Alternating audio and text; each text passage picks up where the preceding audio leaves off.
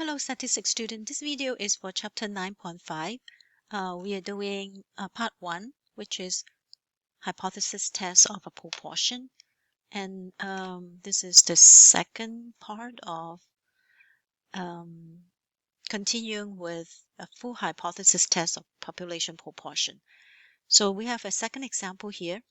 We want to test a claim that less than 30%, so this is a percentage of what?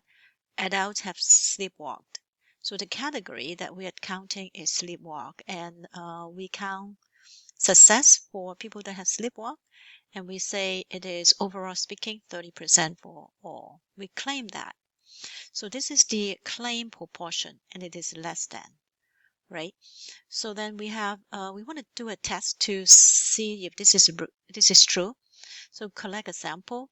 The sample shows that there's 29.7%, so it seems like it is agreeing with the fact that it is less than 30%. But can we use this sample to show that? Okay, so our sample size is 1913, and out of this sample size, 39.7% have sleepwalked. So we would, but still this is a sample, so we need to use a hypothesis test to test it, because this sample could vary, right? So the fact that this one is less than 30% does not guarantee that the population proportion is actually less than 30%. So that's the idea why we have to do a hypothesis test. So the way to do it is you write the claim down, which is p less than 0.30. Then we set up the null hypothesis, which is p equal to 0.3. Because the opposite of less than will be greater than or equal, and then 0.3 is actually the the most extreme one that is opposite to less than. So we would write it as equal. The alternative hypothesis will match the claim. In this case, it's less than. Okay, so again, x0 has to be equal. The claim would copy from the alternative hypothesis will become the claim. So because one of these needs to be the claim. And then we record our samples. In this case, our sample is sample size 1913, and the number of success is 29.7% of the 1913. So we don't have the exact x value, but we have the p hat. So this percentage is actually the sample proportion. So to find the actual number, which we will use to do a calculation, we would multiply p hat is x over n, right? So x would be p hat times n, or n times p hat. So that's what we do, n times p hat. If you multiply in the calculator 1913 times 0.297, supposed to be 568.1, but we round it to a whole number because this is a person, adult person. So it's a whole number. Remember, x has to be whole number. I believe in the calculator, if you're doing these kind of hypothesis tests, they expect n and x to be whole number. And then the third step would be calculate the p-value and test statistics. And before we do that, we have to collect more information. We have to figure out what is alpha. We have to figure out what types of tests that we have, because the arrow in alternative hypothesis point to the left side, so it's a left tail test, meaning that it has to be very small. It has to be on the small side for us to, believe that it is an extremely small one. And we use z distribution because p hat is normally distributed, right? P hat is normal if it obeys certain condition, which is np greater than 5, greater than equal to 5, nq is greater than equal to 5. So we're really, the first two steps, we are ready to do the calculation. And in this case, we are using StatDis. So we'll just open up StatDis. Enter the claim value is 0.3. The alternative hypothesis is less than. So we'll do this. Analysis. Oh, well, yeah, we have it over here. So we just change it. Be less than. Our significant level is 0.05. The claim proportion is less than 0.3. It's recorded in the alternative hypothesis. And then our sample size is, I forgot, 1913 and 568. 1913, 568. 568 less than. So check everything, make sure that it is. The most important thing is the alternative hypothesis, and then evaluate. So on this side, we look at z, which is negative 0.29, p-value negative 0.3842. So let's see. The answer should be here. Here.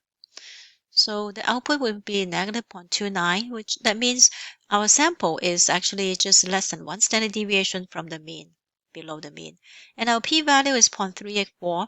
That means the probability of getting this sample is 38% if the proportion is exactly 3%. 30%. So it means the sample is negative 0.2 standard deviation below the assumed X0 value. The probability of getting the sample or worse is 38.4% if X0 is true. So this obviously is not a surprising sample. There's no statistical significance. So because 0.384 is greater than 0.035, which is alpha, so we conclude fail to reject the null hypothesis, the first conclusion. The second conclusion will be about the claim. Now, whenever we say we fail to reject the null hypothesis, there is not sufficient evidence to say anything. So, and then can I support or reject the claim? We would do support because the claim is actually the null hypothesis waiting for you to support it.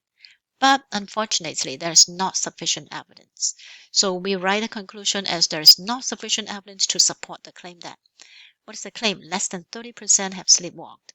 So that means the claim is basically not true. Whenever you have a high p-value, you cannot support your claim. In this case, which is the alternative hypothesis. So let's try to look at the flow chart if it is the same.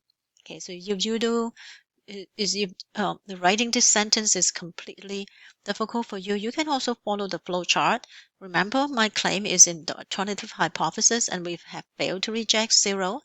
So we look at this. Our claim is the alternative hypothesis. A lot of time we use the second one because the claim is in the null hypothesis, is in the alternative hypothesis.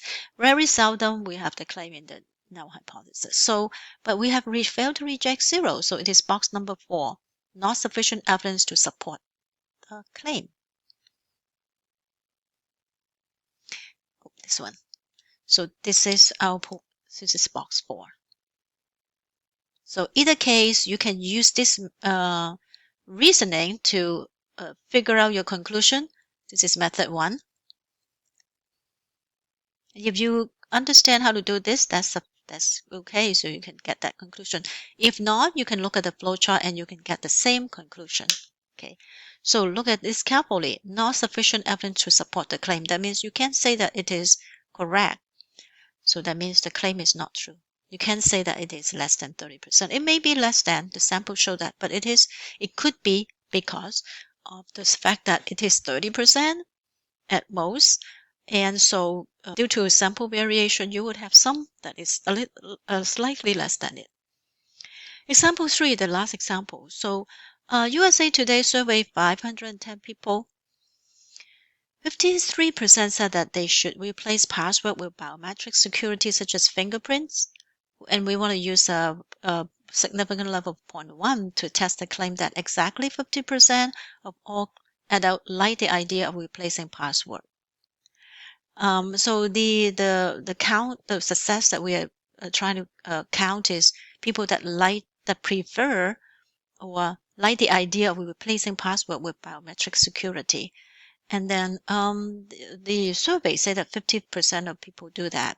And you want to test the claim that it's actually not 53%. It is exactly 50% or less. Okay, exactly 50% or less. So you would write your claim as to be at most 50% only, and my X0 would be set at 50%, so that this is our claim. Okay, although sometimes it's not usually popular. A lot of time our claim is in the alternative, but there are cases where you actually want to claim a particular value, and then your alternative hypothesis is not 0.5. So anything that is not 0.5, not what you're claiming for, would be the alternative. So and then you write down 5, 10, x is, again, because you don't have x, you have to do 5, 10 times p hat. So this is a survey, right? So this is a survey. So this is a sample. So you have 5, 10 times 0.53. So do I have to round it? 0.53. Yeah, it should be 270.3, so you round it. So sometimes we do have to do like this, like to calculate x. And in our classwork, there's one question where instead of being p hat, they would have x and also not x. So sometimes we have n that is not given. So I think one of the classwork example is n would be equal to x plus the not x. So there are cases like that too. So of course, the obvious case is n and x is given. Sometimes x is not given. You calculate it by p hat times n. Sometimes n is not given. You would calculate by x plus not x. Okay. And then we also collect more information, look at what is alpha. In this case, they want to use a higher significant level of 0.1. And this is a two-tailed test because the alternative hypothesis is not equal. And we use C distribution for p hat. P hat is normally distributed, right? And then we're ready to do calculation, right? 5, 10, and 270 with the claim proportion of 0.5. So use hypothesis test, population proportion one sample, and in this case is not equal, right? Significant is 0.1, which is what is given, and then our claim proportion is 0.5. Our sample size is 5, 10, and 270. Okay, so this is 5, 10, and the number of success is 270. So we have our test statistic 1.33, our p-value 0.18, right? P-value 0.184, test statistics 1.33, meaning the sample is 1.33 standard deviation from the proportion of 0.5, and then which is assumed in the null hypothesis. P-value of 0.18 means the sample has 18% chance of getting if the actual proportion is 0.5. So of course 0.18 is greater than 0.1, which is the unlikely hypothesis. So we say fail to reject x0. X0 is perfectly fine, although this is quite low, but it's still within the parameter, the prediction of having p actually equal to 0.5. So we would use the sentence of not sufficient evidence because we don't see any significant sample. And then because our claim is not in the alternative hypothesis, our claim is actually the null hypothesis. So our statement should include the word reject. Okay, reject the claim. So the whole thing is not sufficient evidence to reject the claim. That half of all adults like this idea. So look carefully. This is a double negative. We don't have evidence to reject the claim. That means the claim remain true. We cannot prove it. We cannot disprove it. That means so it is true that 50%, only 50%. I think only 50%. Or what are they saying? They're trying to say, I think, that it's not, but it could be just, okay, it would be just 50%. So is the claim true? Yes, it still stays true because you cannot reject this number of 50%. The claims say that it is 50%, so only 50%, but not higher than or lower than 50%. So another thing is, do we have to worry about the conditions? Let's check the condition. The condition is NP, it has to be greater than 5. Oh, we have such a high sample size, so 510 times 0.5, of course, is greater than 5.